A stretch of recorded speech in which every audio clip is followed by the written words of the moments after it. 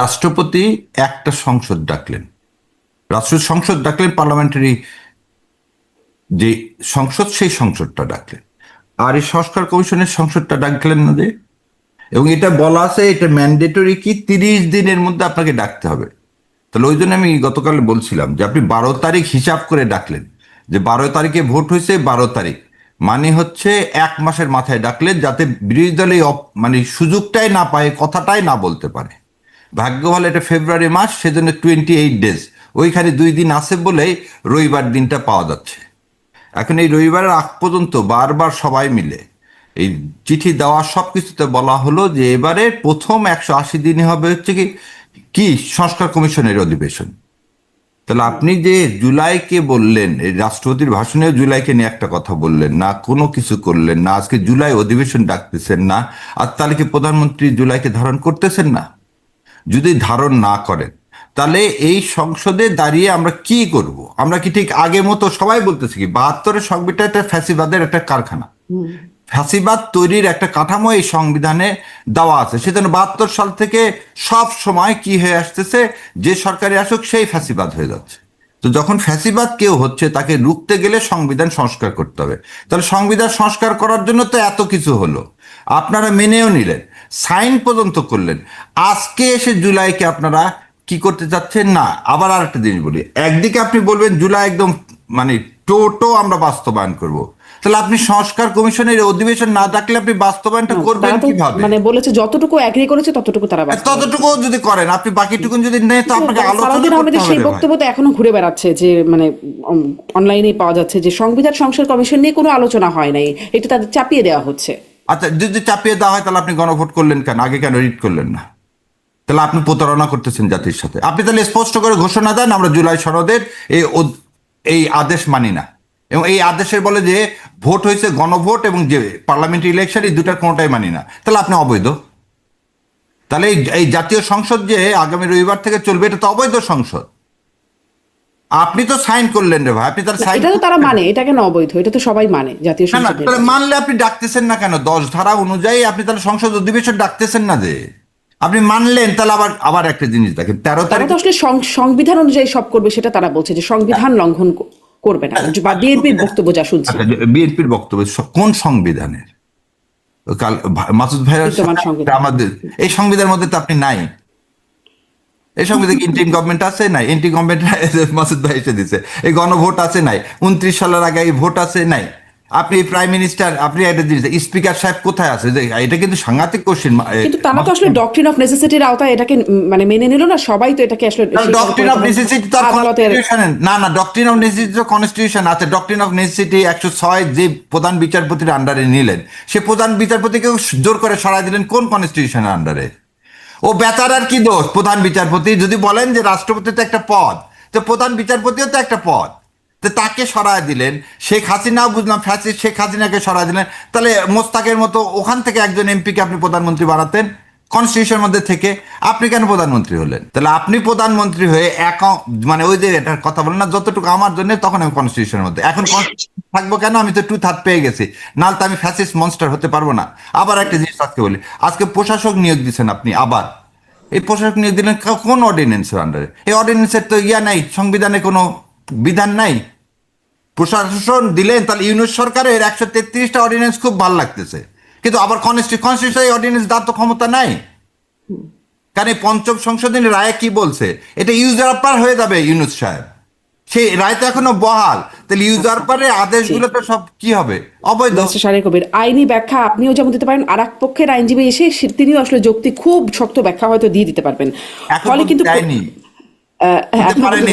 এবং মাসুদ ভাই বলুক যে এরা সংবিধানের মধ্যে, এটা পুরাপুরি শোনেন, বিএনপি যেটা করতেছে, তারা এই সংবিধান দোয়াতে এমন প্যাচের মধ্যে নিজেরাই পড়ে যাচ্ছে, এরকম হলে থাকতে পারবে না। তাহলে রাজপথ ছাড়া কোনো গতি নেই।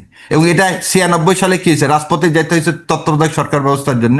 তো ওনারা আবার জুলাইয়ের জন্য যদি যেতে হয়, ওই সময় ছিল না কোনো টাইম লাইন। এখানে 180 দিন আছে, 180 দিনের মধ্যে করতে হবে। যদি 180 দিনের মধ্যে যদি না করে, তাহলে কি হবে? লেজিটিমেসি থাকবে না। মাসুদ কামাল ভাই তার উত্তরের মধ্যে দিয়ে দিচ্ছেন কি? মাসুদ কামাল ভাই বলেন সংবিধান পরিবর্তন করতে হবে। আপনি যদি সংবিধানের মধ্যে থাকেন, সংবিধানে হাত দিতে পারবেন না। 7 ক অনুযায়ী সংবিধানে হাত দিতে পারবেন না। বলা আছে এই সংবিধানের কোনো কিছু পরিবর্তন হবে না।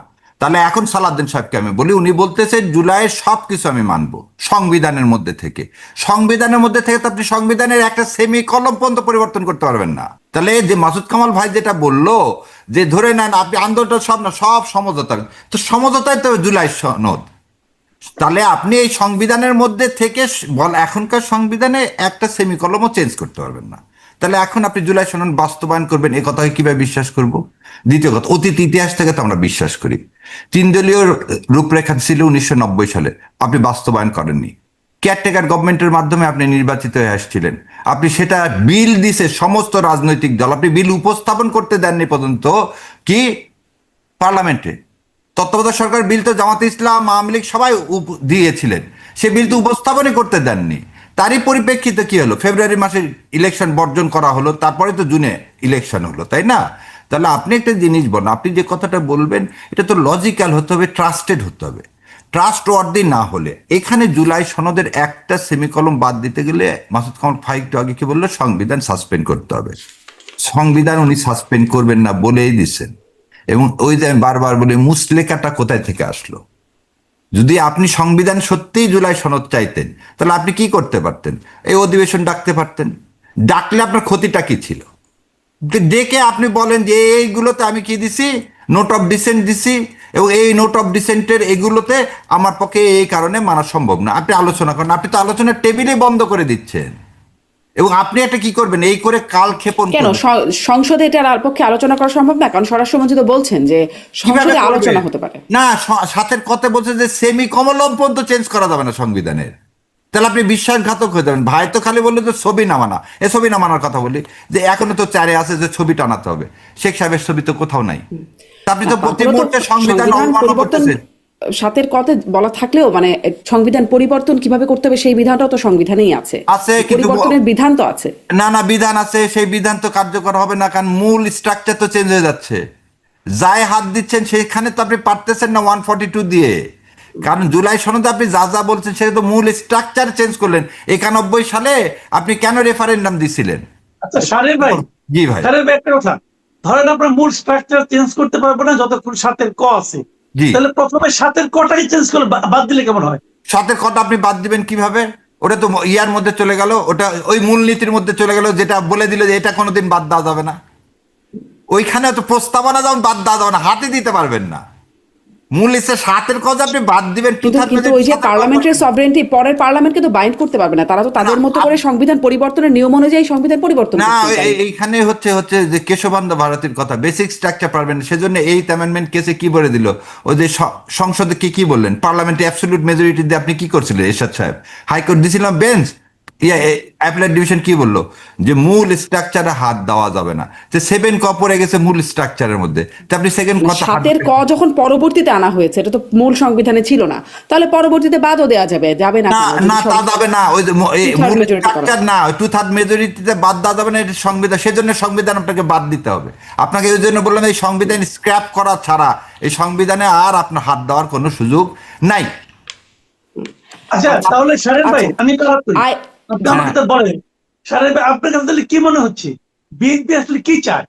বিএনপি চায় কি, যেভাবে আগে চালায় আসছে, শোনেন আপনাকে, বিএনপি যে কার্বন কপি হয়ে যাচ্ছে আওয়ামী লীগের, ওই সুবিধাতে যে যায়, মানে লঙ্কায় সেই হয় রাবণ, সেই পরিস্থিতিতে সে চালাতে চাচ্ছে।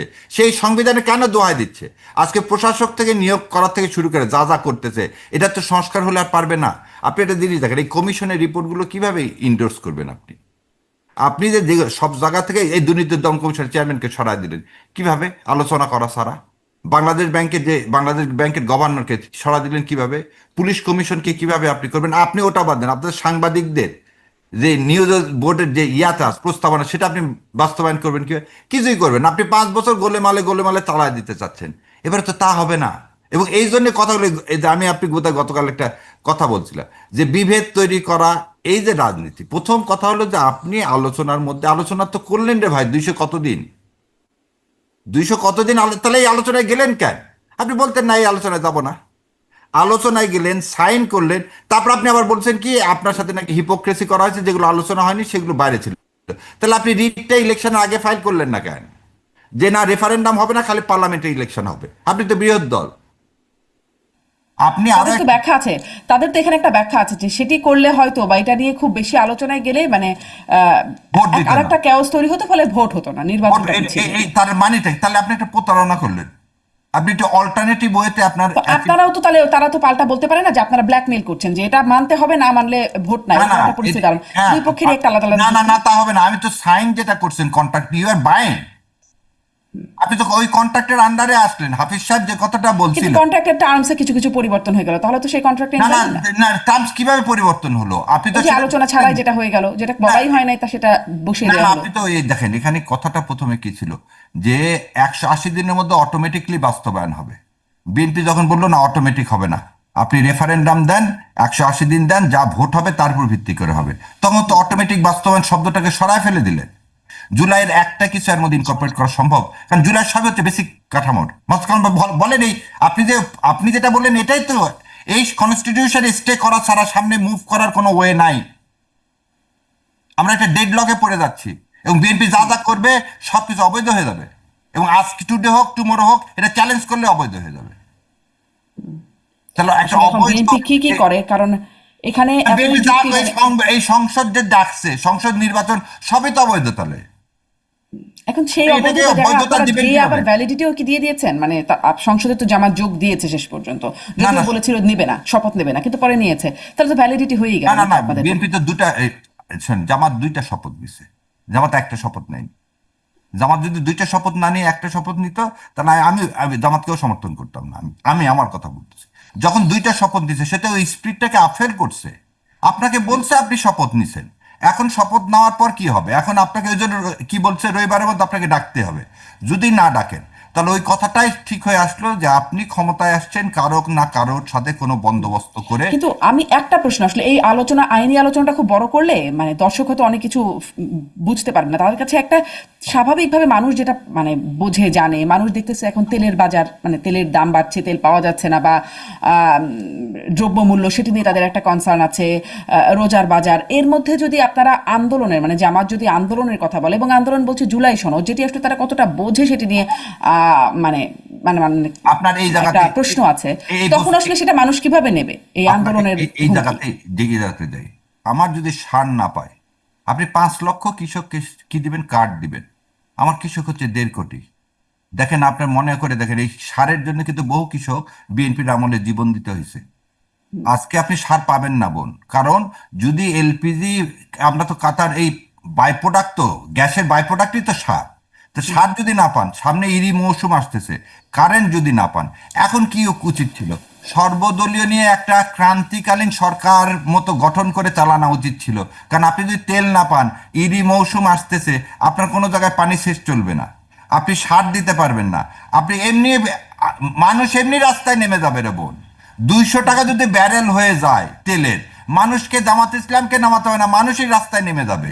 তখন কিন্তু কি সেই হবে? নামা আর জুলাই সনদ বা জুলাই না না, সংস্কার কমিশনের প্রস্তাব বাস্তবায়নে নামাতে হবে কেন? না। আপনাকে একটা জিনিস বলি, জুলাই সনদ যদি বাস্তবায়ন করতে চান, ওই ইউসুফ আলাহ ইসলামের মতো আমরা তো একটা কন্ট্রাক্টে আসছিলাম, তারপর সবাই মিলে যখন আমরা এক জায়গায় যেতাম, তাহলে তো এই আন্দোলনের প্রশ্ন আসতো না। আর এবারে নির্বাচনটা হয়েছে কি জন্য? এই এত সিম্পল করে মানুষের সাথে, শাসনতন্ত্রের পরিবর্তনের জন্য, ভাগ্যের পরিবর্তনের জন্য, শাসকের পরিবর্তন না। একজন যাবে আর একজনকে বসাবো, এই জন্য তো ইলেকশন হয়নি, এই জন্য তো এত লোক জীবন দেয়নি রে বোন। বোন, এই জীবনটা দেওয়া হলো কি জন্য? ভাগ্যের পরিবর্তনের জন্য। ভাগ্যের পরিবর্তন হতে হবে, সেটা হচ্ছে জুলাই সনদ। মানুষ এটা বোঝে, মানুষ এতটুকুন বোঝে ভাগ্যের পরিবর্তনের জি জন্য। 15 বছর ফ্যাসিস্টিজম জি, থেকে আমরা বের স্পষ্ট। হয়েছি, আরেকটা আপনার ফ্যাসিস্ট। প্রথমে বলে নিই, জীবনের সবচেয়ে বড় ভুল এ জাতি করছে। এই ভুল, সবচেয়ে বড় ভুল এ জাতি করছে 5 তারিখে রাষ্ট্রপতির কাছে, 5 তারিখে এই কনস্টিটিউশন ফেলে না দিয়ে, এবং শহীদ মিনারে দিয়ে নিজেরা একটা জাতীয় সরকার গঠন না করে। এবং এই উত্তরটাও রাষ্ট্রপতি নিজে দিয়ে দিলেন।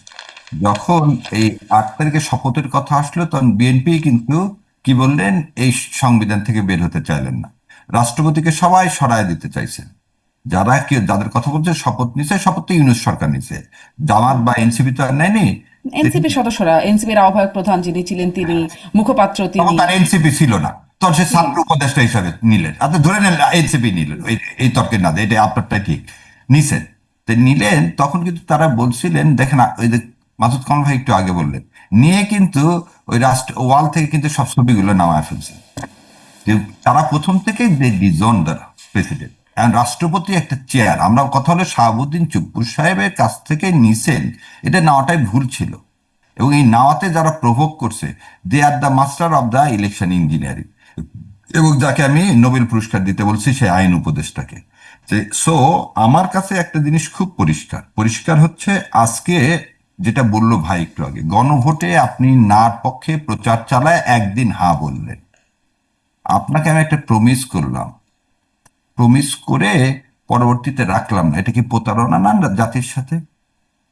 প্রতারণা কি প্রতারণা? আপনি আপনার দ্বিতীয় কথা, আপনি যদি বলেন যে আমি ভয় বা রাজনৈতিক আমার দুর্বলতা, রাজনৈতিক দুর্বলতা তো আপনার প্রথম দিন থেকে আছে, যেদিন থেকে আপনি বলছেন আমার ফিরে আসাটা আমার হাতে না।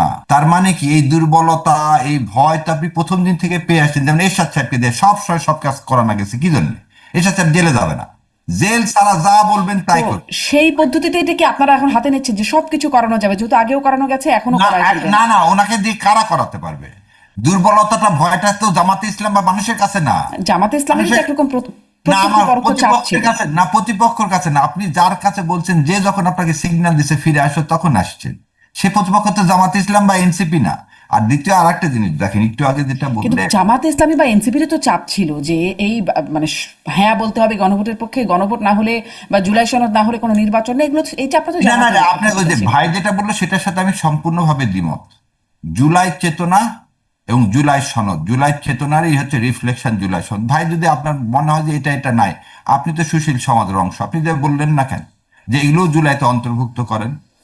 এগুলো এই সবচেয়ে বড় দুর্বলতা রাষ্ট্রপতি সম্পর্কে শোনেন, ইয়া কি বললো, শফিক রহমান আমাদের সবচেয়ে কি বয়স্ক এবং কি বলবো জ্ঞানগর্ভ সাংবাদিক সাহেব, উনি কি বললেন, সবচেয়ে বড় দুর্ভাগ্য জাতি, রাষ্ট্র ক্ষমতা পরিবর্তনের সাথে সাথে সাংবাদিকরা পরিবর্তন হয়ে যায় কেন? এবং সেই সাংবাদিকদেরকে কিন্তু তারা খারাপ কথাও বলছিল। আজকে যে কথা বললেন শোনেন, আমি যদি দিতে না চাই আমাকে দেওয়াতে পারবে? রাষ্ট্রপতি যদি বলতো, এই ভাষণ তো উনি পড়ছেন, পড়ে এসে তো ডেলিভারি দিচ্ছেন যে না সংসদে এখন দাঁড় করা দিয়েছে পুতুলকে, এখন তুমি পড়ো, আগে দেখতেও পাওনি। তা তো না, উনি তো পড়ে এসছেন। কারণ ভাই ঠিক না ভুল বলেন, আগে তো সে একবার রিভাইজ দিয়ে এসছে, রিভাইজ দিয়ে এসে যদি বলতো না হওয়া আমি পড়তে পারবো না, তাহলে আমার কাছে কি দেশ আগে, তাতে আমার জীবন যাবে যাবে। আপনি মুগ্ধরা বা যে ওই যে ওই ছেলেটার চিঠিটা যেটা পড়ছে ওই ইয়া সংসদে, যে আয়াজ কি লিখে গেছে মাকে, যে এটা প্রতিবন্ধী যদি যেতে পারে আমি যেতে পারবো না, মৃত্যু তো হবেই। তা আপনি তো একটা আদর্শকে ধারণ করেন, ভাই আমাকে দিয়ে এটা বলা যাবে না।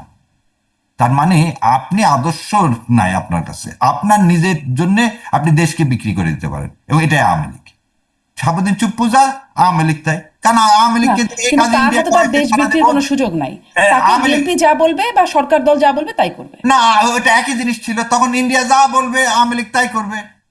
আজকে এই বিএনপির বেলায় আমি তাই বলতেছি, বিএনপির এই আচরণ ভালো লাগতেছে না, মনে হচ্ছে আবার সে আমি পতধ্বনি শুনতে পাচ্ছি, আওয়ামী লীগের পতধ্বনি শুনতে পাচ্ছি। ইন্ডিয়া যা বলবে তাই করতে হবে। শোনেন, জুলাই সনদ বাস্তবায়ন করবেন ক্ষমতায় থাকবেন, জুলাই সনদ বাস্তবায়ন করবেন না ক্ষমতা থেকে ফেলে দেবেন, দুইটাই দায়। এক হচ্ছে ইন্ডিয়া বলে দিছে জুলাই সনদ বাস্তবায়ন করো না, উনি করতে যাচ্ছে না, জনগণ আপনাকে ফেলে দিবে।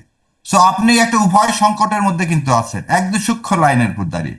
আপনি এখানে যে 30 তারিখের পর আমি আমার কি আছে ওয়েটা আপনি আমাকে বলেন, ওনারা যদি এই জুলাই সনদ না মানতে চায়, রাজপথ ছাড়া আমার কোথায় পথ আছে? এবং রাজপথে আপনি সমাজটার তো সবকিছু আপনি রাজপথে ঠেলে দিচ্ছেন। আপনি কনস্টিটিউশন তুলে আনলেন কোন রাজপথে? বিপ্লব কি এই কনস্টিটিউশন মেনে হয়েছে? আপনি যে শিলংয়ে থাকলেন এতদিন, কোন কনস্টিটিউশনের বলে? আপনি কি ভারত সরকারের মানে বিরুদ্ধে আমরা কি মুখে এটা আসবেন? আমাকে একটা এটা নিয়ে জিনিস আপনার বলেন। সাথে আগেও কথা হয়েছে, কিন্তু মানে ইন্ডিয়া নিয়ে আসবে, আমি ইন্ডিয়া ফেলে দেবে, তাহলে এই একটা কথা, ভোট জনগণ অন্তর্বর্তী সরকার এগুলো কি মানে সব ভুয়া? উতুল হয়ে যাচ্ছে। আমার এটা একটা কথা শোনেন বোন, আপনাকে যদি জোর করে কোনো দেশে কেউ নিয়ে যায়, আপনি যখন ফিরে আসবেন, যখন বলবেন যে এখন আর আমার জীবন, আপনি তখন মন্ত্রী, আপনি কেন ইন্ডিয়ার বিরুদ্ধে মামলা করতেছেন না?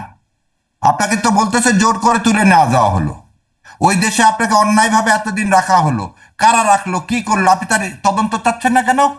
স্বাধীন তদন্ত চাইলেন না কেন? আমাকে কিভাবে রাতের অন্ধকারে কোন বর্ডার দিয়ে নিয়ে যাওয়া হলো, এর স্বাধীন তদন্ত চাই। আপনি তো তা চাচ্ছেন না। আপনি সালাউদ্দিন সাহেবকে এই তদন্ত চাচ্ছেন যে আমাকে এতদিন শিলংয়ে রাখতে, শুনলাম বুঝলাম আপনার পরিবার টাকা দিচ্ছে সব করছে, আপনি তো এটা কি আমার আপনার মতো হচ্ছে একটা মিডল ক্লাস ফ্যামিলির ছেলে, আপনার কত বড় বাংলোতে রাখার ক্ষমতা কোথায় থেকে আপনি টাকা পাইলেন? আপনি কি ছিলেন? এটা প্রতিমন্ত্রী ছিলেন, এতদিন আপনি ওই বাংলোতে থাকলেন, টাকা কে আর দিল আপনাকে? আপনি এসে প্রথম দিন এই এস আলমের প্রশ্নগুলো গাড়ি না না এখনো আগে আমার কিভাবে কথা relevant? না না না আমার কথাটাকে শোনেন। প্রথম দিন এসে আপনি এস আলমের গাড়িতে উঠলেন, উঠে আবার ভুল স্বীকার করলেন আমার ওঠা ঠিক হয়নি।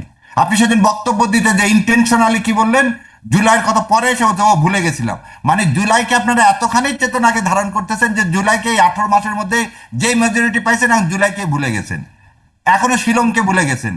কেন বলি ইন্ডিয়ার কথাটা, আপনি তো ছিলেনই শিলং। আপনারাও তো জামাত ইসলাম তো জাতীয় সঙ্গীতে দাঁড়াতে ভুলে যাচ্ছে, ভুল করছে, না বুঝতে পারছে না না এবারে আপনাকে বলি, প্রধানমন্ত্রী কি এখন পর্যন্ত বলছে যে প্রথম দিনের অধিবেশনে স্যাবোটাজ করছে এই আওয়ামী লীগের যেসব কর্মচারীরা এখানে হচ্ছে অ্যাপয়েন্টেড ছিল?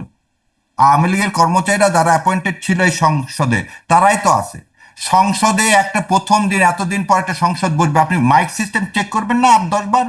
দেন আমরা এখানে যদি আপনি এই ইয়ার টক শোতে দেখেন যে দুই পার্টি যদি খুব বেশি চিৎকার চেঁচামেচি করে কারো কথাই শোনা যায় না, শোনা যায়। কিন্তু এটাও আপনাকে বলতেছি আমাদের আরো কেয়ারফুল হওয়া উচিত ছিল। রাষ্ট্রপতি আসা আবার একটা জিনিস, রাষ্ট্রপতি আসা এবং জাতীয় সঙ্গীতের মাঝখানে কিন্তু কোনো পজ নেই। মস্কন ভাই ঠিক না ভুল বলেন, তিনি আসা শুরু করবেন, জাতীয় সঙ্গীত বাজানো শুরু হয়ে যাবে। তা আমি রাষ্ট্রপতিকে সম্মান দেবো না বলে বসেছি, বসার সঙ্গে যখনই আমি দেখতে পাচ্ছি যে জাতীয় সঙ্গীত বাজানো হচ্ছে, তার মানে ওই যে বললাম কুটচালটা কি, রাষ্ট্রপতিকে তখন সম্মান দিতে আমি বাধ্য করবো, কারণ পিছনে আমি জাতীয় সঙ্গীত লাগাই। রাষ্ট্রপতিকে সম্মান দেবেন না বলে জাতীয় সঙ্গীতে উঠে দাঁড়ানো যাবে না। না না দাঁড়ালাম তো সঙ্গে সঙ্গে, যখনই শুনলাম তখন দাঁড়ালাম, দুইটা কাজই তো করলাম। জাতীয় সঙ্গীত শোনেন, দেশ তো আমার, দেশ নেই মানে আমি আপনি কেউ নেই। এই যে এত চিল্লা চিল্লি করতেছি কিসের জন্য? এই দেশটার জন্য তো, এই হতভাগা মায়ের জন্য তো। আমার এই মাটা এত হতভাগা কেন? এই যে মাসুদ কামাল ভাই বলতেছে, আমি বলতেছি, আপনি বলছেন কি আমরা এই দেশটার তো ভালো চাই।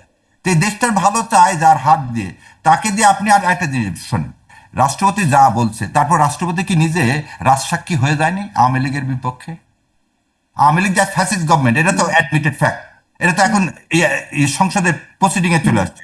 এখানে কোনো গণতন্ত্র ছিল না, কোনো ইলেকশন হয়নি। তাহলে উনি নিজেদের নির্বাচন দিতে হলেন রাতের ভোটে সংসদের দ্বারা, সেই নির্বাচন কিভাবে বৈধ হলো? সেই নির্বাচনটা বৈধ হয় কি? সালাউদ্দিন ভাই যে একদিকে কনস্টিটিউশন দেখাবে আর একদিকে জি। নিজের কাজগুলো দেখাবে, তাহলে তো হবে না। এটা তো দ্বিচারিতা হয়ে যাচ্ছে তার প্রতি মুহূর্তে। তিনি বুঝতাম যে এই ভারতের বিরুদ্ধে সে ইনকোয়ারি চাইতো। ভাস্কর ভাই, এই জাতির বড় সৌভাগ্য যে শেখ মুজিবের মতো কোনো লোক সেদিন ছিল না। থাকলে শাহজাহান আলীর মতন চেয়ার ছুঁড়ে মেরে দিত রাষ্ট্রপতির কাছে। আর শেখ মুজিব সেদিন চেয়ার ছুঁড়ে মারছে বলে 7ই মার্চ পাইছেন, 25শে মার্চ আসছে, 16ই ডিসেম্বর আসছে, একটা স্বাধীন দেশ পাইছে। সূচনাটা শাহেদ আলী ডিপটি স্পিকারকে চেয়ার ছুরি মেরে ফেলে তো শেখ সাহেব মেরেই ফেলে দিলেন। আজকে তো আপনি বলতেছেন এগুলো হয়নি হট্টগোল। হট্টগোল কাকে বলে, কত প্রকার কি কি, শেখ মুজিব না তার আগের থেকেও দেখায় দিছে। আপনি ইন্ডিয়ার সংসদের দিকে যা তাকায় দেখেন, ওটা না আরো দেখি মাইক ছুড়ে মেরে দিছিল আলমগীর কবির সাহেব, খেয়াল আছে? তখনকার মন্ত্রী ছিল আমার আমার এলাকার আলমগীর কবির সাহেব। সো এই ধরনের কথাগুলো বলে লাভ নেই। আর আমার বয়স কম তো, কিন্তু সব মনে আছে, এই হচ্ছে আরেক সমস্যা। আর দ্বিতীয়টা কথাটা হচ্ছে যে আপনি যেটা বললেন ওয়াকআউট করবে, জরুরি কোনটা? জরুরি এইটা যে 1400 লোককে আপনি মেরে ফেলে দিয়েছেন, সেই সময় তো আপনি ভাই একটা